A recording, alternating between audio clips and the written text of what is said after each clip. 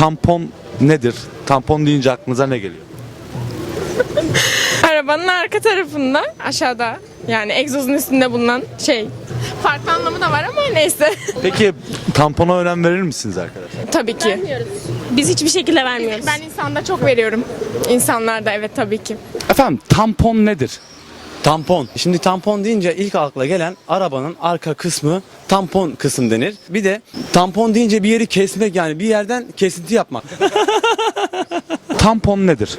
Bir cismin arka tarafıdır. Tampon önemli bir yerdir. Arkadaşlar lütfen tamponları çizdirmeyelim. Özellikle çizdirmeye meyilli olan arkadaşlar. Olmasın bunlar. Yaşanmasın hiç. Tamponun çeşitleri var. Tampon.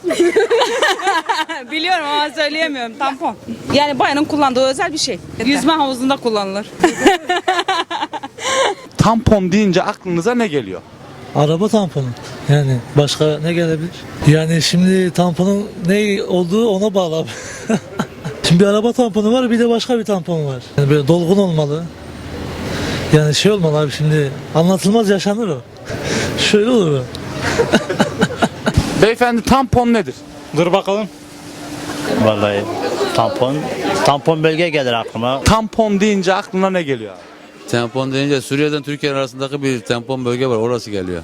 Bizde birer çift kalan ayakkabıların ismi tampondur. Arabanın tamponu gelir. Tabii ki arabanın tamponu önemli. Sonuç böyle kazayı önleyen sistemler. Tampon nedir? Tampon işte bu demek.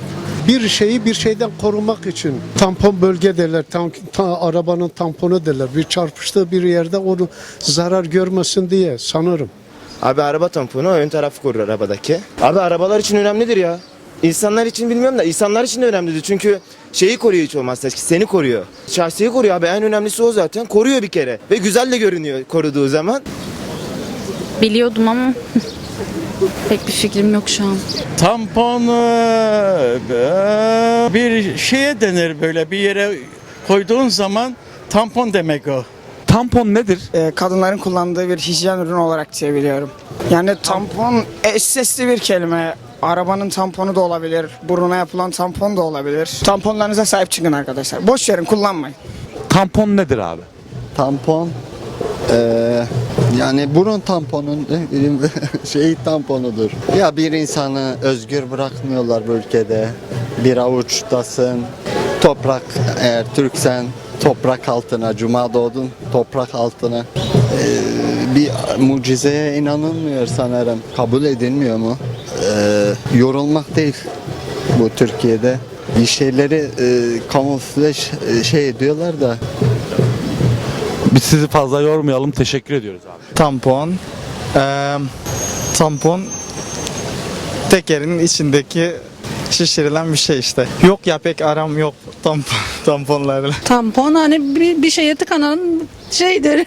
Tampon kulağa falan tıkarlar. Gerektiği zaman bir kanamadan falan, burun kanamasında mesela.